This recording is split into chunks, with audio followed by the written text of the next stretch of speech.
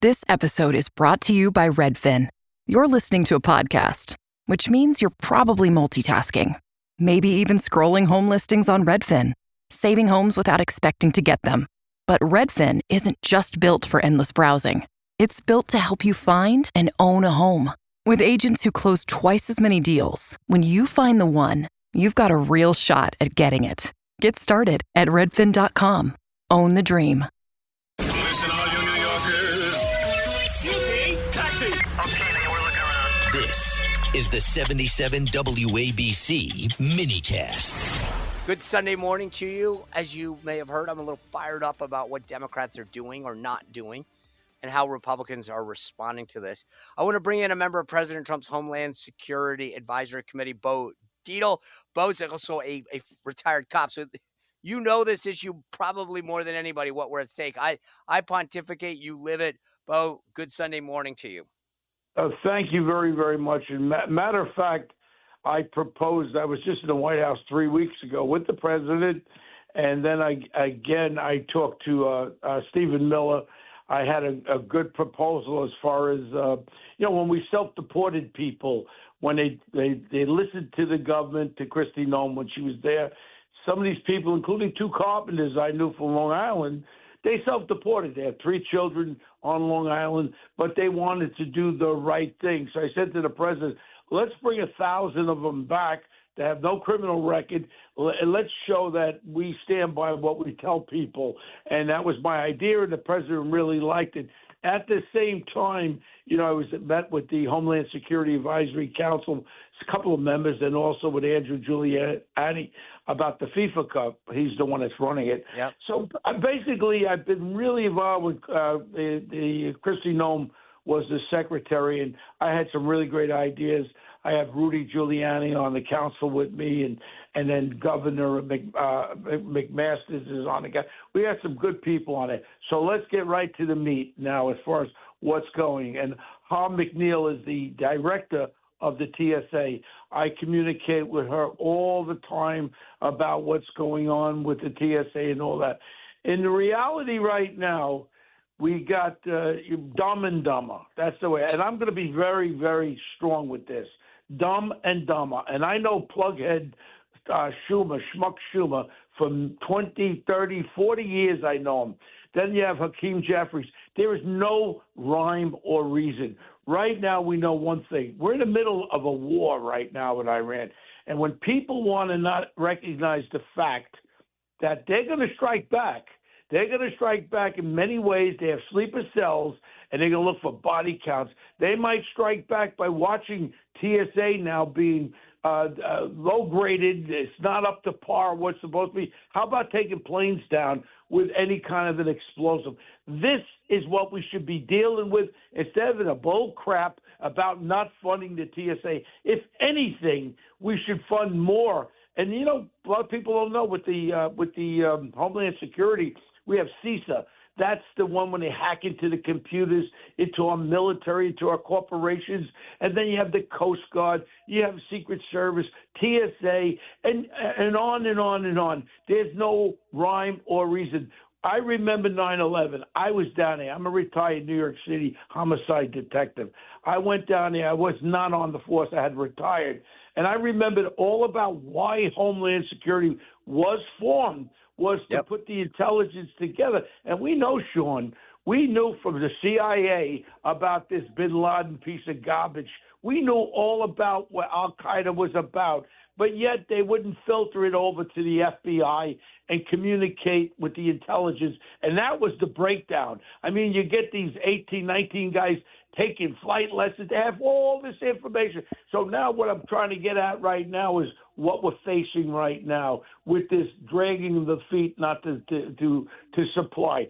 I don't like what happened in Minnesota. First of all, Border Patrol, and I told this to the president, Border Patrol should have never been used in an inner city, especially a liberal inner city like that. They just looked for confrontation.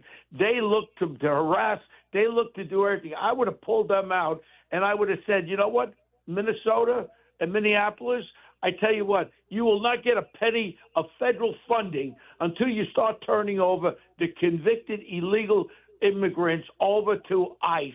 Why should we have to go to their house?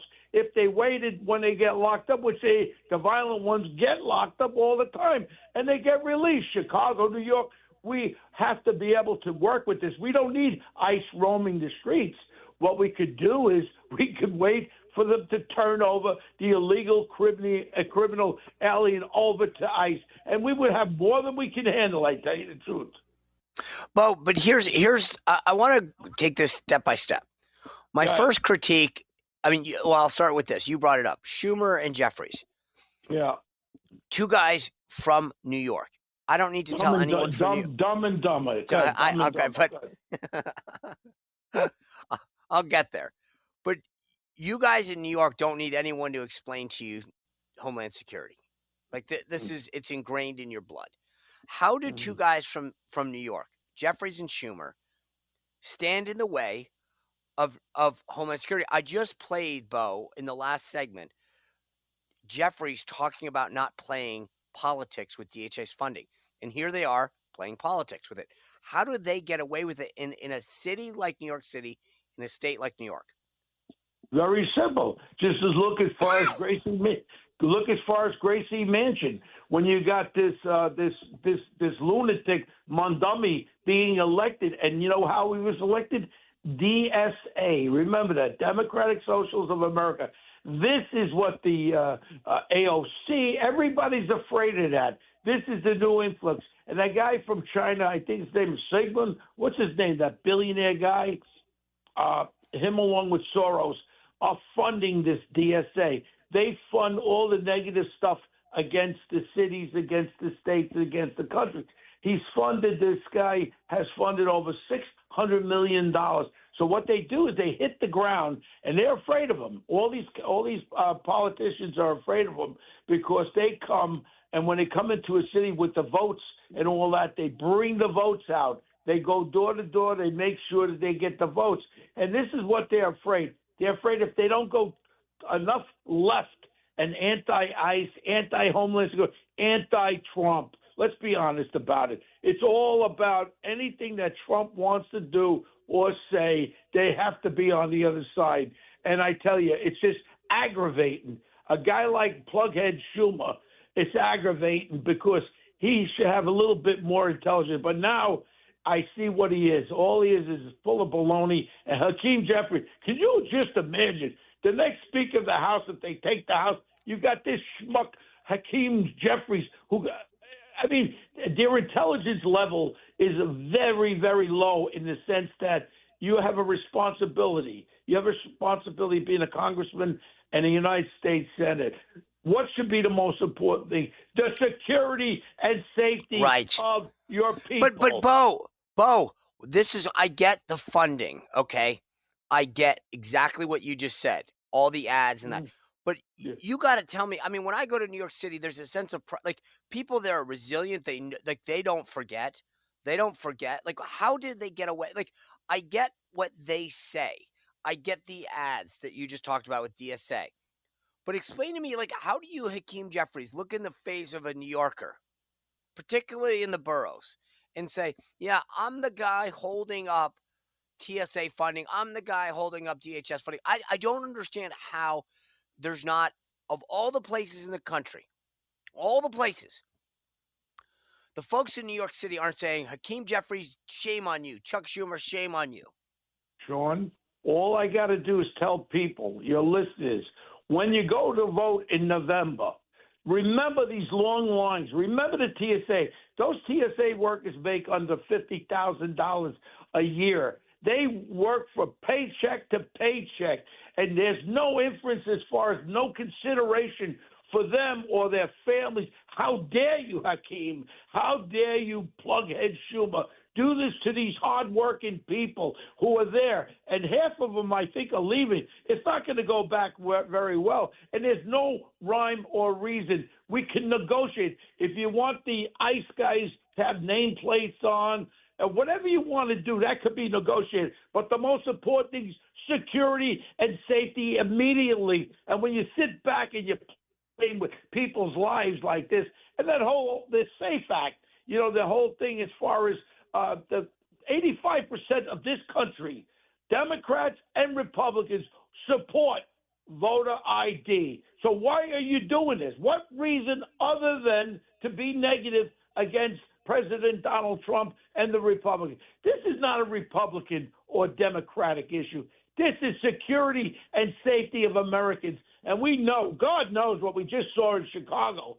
I mean, how horrible that young girl was watching the Northern Lights. Yep. She gets shot in the head, dead. And then all of a sudden you get a schmuck, that mayor there, that idiot, and that fat guy, that governor there. And the woman comes out and says, well, she was in the wrong place at the wrong time. She may have startled this illegal criminal immigrant. I mean, Sean, I go crazy when I listen to these people, and they get voted. No one cares about. When I was a Fox News contributor for 12 years, I used to talk about with Hannity and O'Reilly. I used to give the count of people killed. Then you had a guy named Obama, President Obama, who came out of that. He was one of these district leaders, whatever the hell he was. He became a senator overnight, United States Senator. Nobody cared about the tens of thousands of people in Chicago, 98% mostly black, were being murdered. Nobody cares. Where is the sensibility of this whole thing? And it's going to happen. We just had a guy, a veteran, pushed in front of a train, killed in New York City. And the guy, again, was another criminal, illegal alien. What is the problem? We want America. My mom comes from Sicily, Catania. My father comes from Germany. I'm first generation. I love this country more than Italy, Germany. I don't give a crap about them. I care about America. When you come into this country, you abide by the rules and regulations. You commit crime and you become a criminal, we don't want you. Let's get them out. So let me ask you this. I want to flip the parties because I made the case just a minute ago before you got on that Republicans, like people, no one would mistake the level of passion that you have. You're out there fighting. You're talking about it. I love it. Where the hell is that on the Republican side? Where are those? I mean, part of the point that I made, Bo, just a little while ago was the Democrats are to blame. 100% we're in this situation because of them. But there is no opposition. There's no one in Republican Party politics right now out there making the Democrats feel the pain, explain that they're the ones to blame for this. I'm equally disappointed in my own party that these knuckleheads Sean, you're hitting the nail on the head. That way you get my friend Curlyhead there from Kentucky there, that Senator Rand Paul, whatever the hell his name is. And then you get these people that were so divisive as far as not standing with right and wrong. It's not Republican or Democrat. And damn it, where are the conservative, moderate Democrats that believe in the safety and security of Americans and break away from the stupid party of Democrats anti-Trump? It's all about Trump. They don't want Trump to succeed in any of his values, in any of his direction. But you know what? It irks them inside. They don't like his attitude. They don't like the way he speaks. One thing about President Trump, he friggin' stays awake. He doesn't fall asleep like Sleepy Joe. And I tell you what, every move that he's making, he's got more energy. 80-year-old man has more energy than any 25-year-old man. And he sleeps a couple hours a night. He's on top of everything. And I sat with him, like I said, 3 weeks ago before we went into Iran. And he actually asked me, what do you think about going into Iran? I said, Mr. President, it's like a fight. We got to take them out before they go after us. And Steve Witkoff was my old partner in construction in the 1990s. And Steve told me about, them bragging about they were going to have these missiles, effectively, I think 11 missiles with the nuclear head, whatever that was.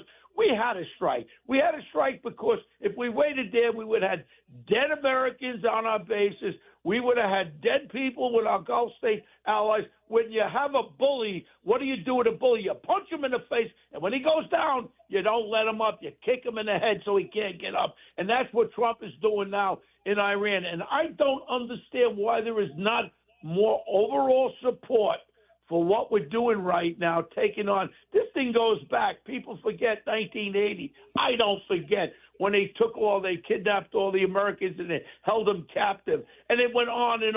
And then this whole funding of Al-Qaeda and bin Laden come out of Iran. And this is what it's all about. People forget 9/11. I don't forget 9/11. And you know what? It's going to happen here in New. How do you think they're going to get back at us right now? They're going to go and they're going to kill Americans. You're listening to it now, and you can replay it when it happens. I guarantee it's going to happen. Not maybe. This is now percolating. I'm not talking about. I worry about. We have no idea what has come to our southern border, and then you have the whole effect of these late 20s, early 30s Asian Chinese. I can call them Chinese. I don't care if I'm politically correct or not. Chinese guys coming across our border. They're in our country right now. And there's a reason why our F-35 is there. And the Chinese top jet is a knockoff of every piece of our equipment. They've hacked into Boeing, all our major weaponry, and they outdo us in space. They have attack satellites that can knock our GPS out. You knock our GPS out, you can sit in an F-35 and just sit there and sing twiddly because you're not going to fly it without GPS. These guys are so advanced in the cyber area that's what we should be doing now. Instead, we're defunding that as we're speaking. Yeah, it is crazy. Bo Dietl, I really appreciate you joining us on this Sunday morning. I'll come back anytime. I love you. You're a great American, and I really appreciate the opportunity. Look, I'm 75 years old. I'm a grandfather. I love this country, and I want this country to be good for my grandchildren. And what we're doing right now, we're going into an abyss. If we go back and if we lose this midterm, you know what's going to happen, Sean. I know. Impeachment, investigations. Our country, the economy will go into the toilet because no one's going to want to invest and everybody's going to try to run away. Americans have to realize one thing. It's not Republican or Democrat. It's America. Protect the security and safety of Americans and get rid of these lefties that don't want to conform to the fact that you have immigration. We love it. I love it. But let's not have immigration where the criminals stay here after committing 1, 2, 3, 4 crimes. And that is Mayor of New York, this little monkey face guy, Mr. Smiley. Oh, I got to tell you, Sean. So when I went to the White House, all of a sudden, who do you think walked out of the White House? Smiley face, one dummy. Oh, my God. President. He probably was excited to see you, Bo. And then all of a sudden, I went like this with my finger in his mouth. I'm not going to use the F word, but I put my finger in his face. I said, listen, I'm a retired detective. Don't F with the cops. Don't ever. You know what he did? All he did was smile. That stupid smile he's got. And then I walked into with the president. I know the president very well. We go back 45 years golf together with Steve and all that stuff. So I go to the president. What was that Tommy doing in your office? To this day, I still don't know why he would have him in his office. Wow. I don't know. But I do know President Trump. There's a reason behind what he does. Bo Dietl, thank you for being with us. Thanks for your service to the country. I appreciate it. We'll definitely have you back. Enjoy the rest of your Sunday. Love you, Sean, and good luck, my brother. Thank you. You're a great patriot. All right. Well, you're listening to Full Court Press on WABC with Sean Spicer. We will be right back. This is Full Court Press with Sean Spicer on 77 WABC.